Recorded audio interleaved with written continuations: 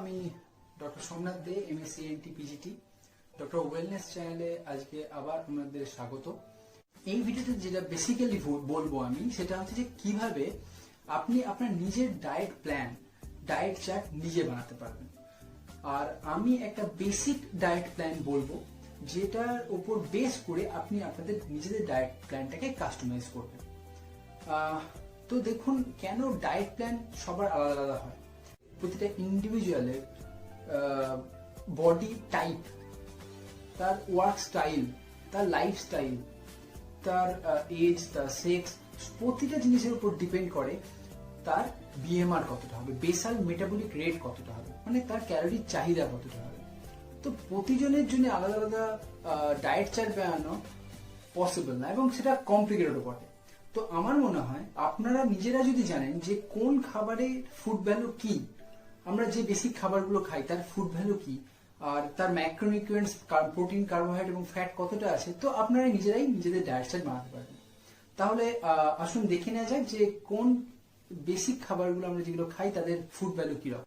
প্রথমেই শুরু করা যাক ভেজিটেবলস দিয়ে। স্যালাড যেগুলো আমরা নর্মালি খাই সেগুলোতে কি হয়, সেগুলোতে প্রোটিন, ফ্যাট, কার্বোহাইড্রেট তিনটেই খুব কম পরিমাণে থাকে। তো এর ক্যালোরিক ভ্যালু আপনারা ধরে নিতে পারেন প্রায় জিরো। এই সমস্ত স্যালাড আপনি যত পারেন আপনার মেজর মিল, আপনার মাইনর মিল ইনক্লুড করুন। দ্বিতীয়ত, গ্রিন লিফি যে ভেজিটেবলস গুলো থাকে, যেগুলোর মধ্যে প্রচুর প্রোটিনস থাকে, অ্যান্টিঅক্সিডেন্টস থাকে, ভিটামিনস থাকে, ফাইবারস থাকে, আরামসে আপনি এগুলো আপনার মেজর মিলে ইনক্লুড করতে পারেন। সেকেন্ড জিনিস যেটা বলবো সেটা হচ্ছে ফ্রুটস। দেখুন, ফল, কিছু ফল আছে যেগুলো মিষ্টি, এটা মানতেই হবে, যেমন আঙুর, আম, এই ফলগুলো একটু যদি আপনি এড়িয়ে, কলাও তার মধ্যে, এই সমস্ত ফলগুলোকে আপনি একটু এড়িয়ে যান। কিন্তু যে সমস্ত ফ্রুটসের মধ্যে এই মিষ্টির পরিমাণটা একটু কম, যেমন আপেল, পেয়ারা, বেদানা, এই ফলগুলোকে নিজেদের ডায়েটে ইনক্লুড করুন। এতে কি হবে, এতে মেন ব্যাপার হচ্ছে ভিটামিন সিটা চলে আসবে, প্রোটিনটাও কিছুটা থাকবে, কার্বোহাইড্রেট অল্প পরিমাণে থাকবে এবং ফাইবার তো আছেই আছে। তো আপনি আরামসে এই ফ্রুটস ইনক্লুড করতে পারেন নিজের ডায়েটে। থার্ড যে জিনিসটা বলার সেটা হচ্ছে মিল্ক, দুধ। এক নম্বর তো কেজিন প্রোটিন থাকি, প্রোটিনটা খুবই ভালো। দ্বিতীয় হচ্ছে দুধের মধ্যে যে ভিটামিন বি12 থাকে সেটা আপনি ভেজিটেবলসে পাবেন না। তাহলে এটা ভিটামিন বি12 এর ডেফিসিয়েন্সিটাকে অনেকটা কম্পেনসেট করে দেয়। হ্যাঁ, অনেকের ল্যাকটোজ ইনটলারেন্স থাকে, তাদের অবশ্যই দুধ খাওয়া উচিত না। এছাড়াও দুধের যে জিনিসটা আমি তবে দুধ যে জিনিসটা রেকমেন্ড করবো সেটা হচ্ছে বাজারে যে জিনিসটা পাওয়া যায় ডাবল টোন মিল্ক। যদি সেটা নাও পান, অ্যাটলিস্ট সিঙ্গেল টোন মিল্ক খান। যারা যাদের এটাও সম্ভব না, তারা অ্যাটলিস্ট দুধ কিনে এনে দুবার ফুটিয়ে ওপরে যে সর পোর্শনটা সেটা বাদ দিন। দুধে প্রোটিন খুব ভালো থাকে, দুধে ফ্যাট এবং কার্বোহাইড্রেট থাকে। এই টোনিং করলে এই ফ্যাট পোর্শনটা কমে যাবে। আপনি পনির যখন বানাবেন, দুধের পনির যে জিনিসটা হবে তাতে প্রোটিনের পরিমাণটা অনেক বেশি। তো মিল্ক অবশ্যই করে ইনক্লুড করুন নিজের ডায়েটে। পরের যে জিনিসটা বলা সেটা হচ্ছে পটাটো, আলু। আলু 14 থেকে 20 গ্রাম মোটামুটি এতে কার্বোহাইড্রেট থাকে এবং কমপ্লেক্স কার্বোহাইড্রেট থাকে। আলু পরিমিত মাত্রায় আপনি আপনার ডায়েটে রাখতেই পারেন। আচ্ছা, রাইস, ভাত নিয়ে যে জিনিসটা বলার, এই জিনিসটা একটু বুঝে শুনে আপনাদের একটু ডিল করতে হবে। কারণ ভাতে 78 মোটামুটি প্রায় থাকে এর কার্বোহাইড্রেট পরিমাণ, যথেষ্ট বেশি। মানে রান্না করার পর আর একটু এর এই যে নিউট্রিয়েন্ট ভ্যালুটা সেটা অনেকটা কমে যায়, কিন্তু তাহলেও যথেষ্ট বেশি। ভাতে কার্বোহাইড্রেট এত বেশি থাকার জন্য আমি ভাতটাকে প্রেফার করব না খুব বেশি আপনার ডায়েটে। 50 to 100 গ্রাম যদি আপনি রাইস খান তাহলে আমার মনে হয় বেটার। আর একটা জিনিস বলা সেটা হচ্ছে যে ব্রাউন রাইস, তাতে ফাইবারের পরিমাণটা বেশি থাকলেও কিন্তু এখানে কার্বোহাইড্রেট পরিমাণটা একই রকম। তো আমার বলার বক্তব্য হচ্ছে যে আপনি সাদা রাইসের বদলে ব্রাউন রাইস খান, কিন্তু 50 to 100 গ্রামের মধ্যেই খান। ওকে, এর পরের পয়েন্ট যেটা বলা সেটা হচ্ছে আটা। একই জিনিস, এখানেও কিন্তু 60 গ্রাম মতো কার্বোহাইড্রেট থাকে। তো আটাটাও একটু পরিমাণ মতো খান। দেখুন, আমরা যে জিনিসটা নর্মালি বিচার বিবেচনা করব সেটা হচ্ছে যে ফ্যাট নয়, কার্বোহাইড্রেট এবং প্রোটিন। কার্বোহাইড্রেট এবং প্রোটিন রেশিওটাকে দেখবো। সেদিক থেকে ধরতে গেলে কার্বোহাইড্রেট এবং প্রোটিন রেশিওটা ভাতের জন্য 10:1, আটার জন্য 6:1। তো এই দুটোই যথেষ্ট বেশি। আমরা নর্মালি 1:1 বা 2:1 এই রেশিওটা প্রেফার করি। তো আপনাদের আটার এই রাইসের ব্যাপারে আপনাদের একটু সতর্ক হতে হবে। ময়দা একেবারেই চলবে না। এক তো এটা ব্লিস্ট হয় ময়দা, দ্বিতীয় নম্বর কথা এখানে রিফাইন কার্বস থাকে যেটা শরীরের পক্ষে ক্ষতিকর। তো ময়দা জাত যে কোনো জিনিস আপনাদের একদম ডায়েট থেকে এক্সক্লুড করতে হবে।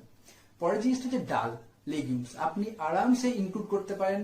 ডালে প্রোটিন বেশি থাকে, ডালে কার্বোহাইড্রেটসও থাকে, কিন্তু প্রবলেমটা হচ্ছে যেগুলো বড় দানার ডাল, যেমন ধরুন ছোলার ডাল বা অড়হর ডাল, এই ডালগুলো একটু এড়িয়ে চলুন। এখানে কার্বোহাইড্রেট পরিমাণটা বেশি, বরঞ্চ ছোট দানার ডাল যেগুলো, যেমন মুসুর ডাল, মুগ ডাল, এগুলো খান। তো আরামসে ডাল আপনি আপনার ডায়েটে রাখুন। পরেরটা হচ্ছে সোয়াবিন।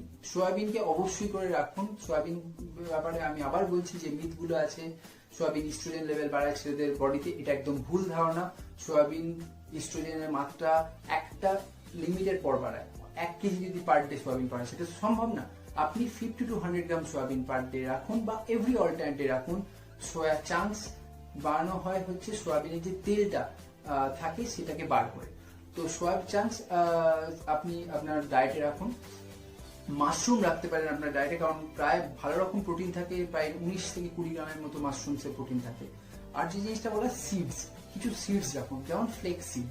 এটাতে ওমেগা 3 ফ্যাটি অ্যাসিড থাকে, ফাইবার থাকে, তো ফ্লেক্স সিড রাখুন আপনার ডায়েটে।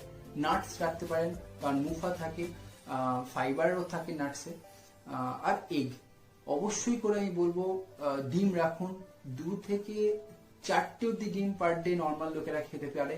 অবশ্যই এগ ইয়াকটাকে, হলুদ অংশটাকে বাদ দিয়ে, মানে বাদ দিয়ে আমি পুরোপুরি বলবো না, আপনি যদি চান আপনি 1 থেকে 2টো এগ ইয়াক পার ডে খেতে পারেন, কিন্তু হোল হোয়াইট, যেটা হোয়াইট পোর্শনটা কিন্তু যথেষ্ট কমপ্লিট প্রোটিন যুক্ত একটা ডায়েট।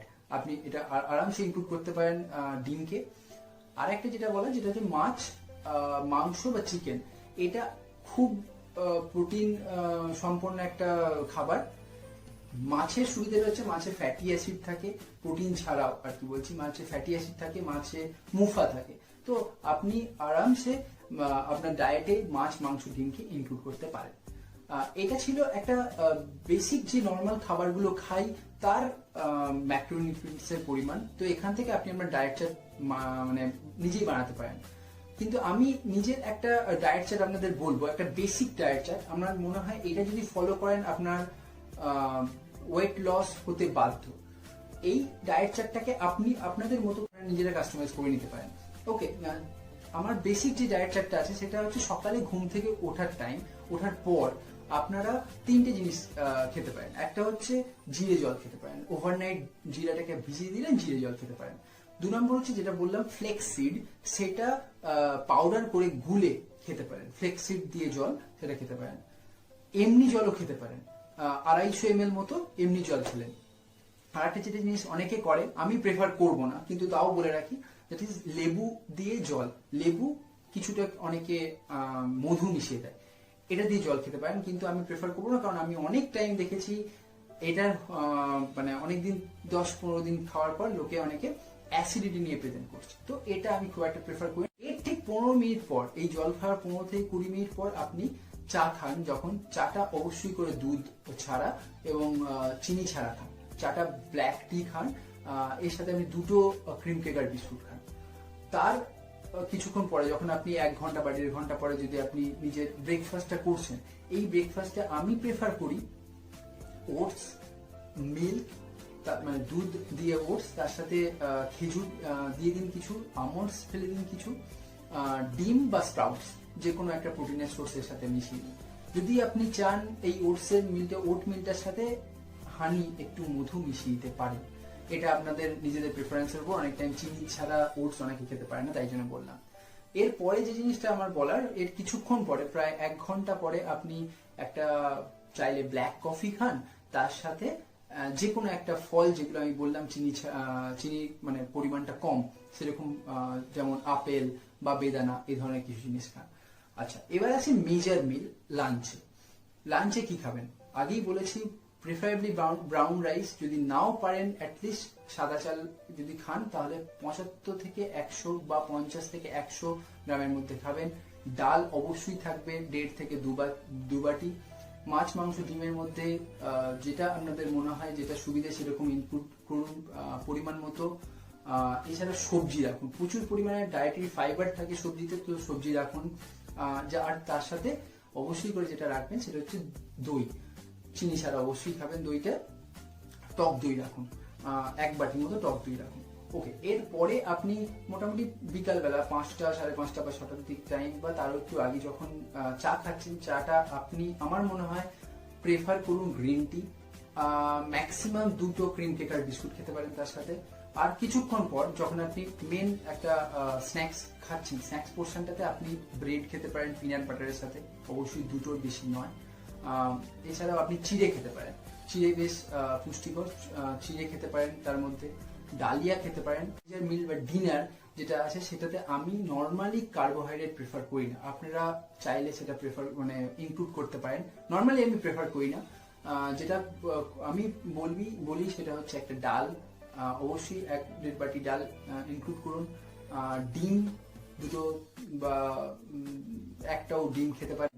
সয়াবিন এটাতে ইনক্লুড করুন, সোয়া চাংস, সয়াবিনের যে কোনো প্রিপারেশন ইনক্লুড করুন। পিনাট বাটার আপনি যদি সন্ধ্যেবেলা না খেয়ে থাকেন, এখানে 1 চামচ পিনাট বাটার খেতে পারেন। রাত্রে শোয়ার টাইম আপনি আরেকটা জিনিস করতে পারেন, সেটা হচ্ছে প্রচুর পরিমাণে স্যালাড খান।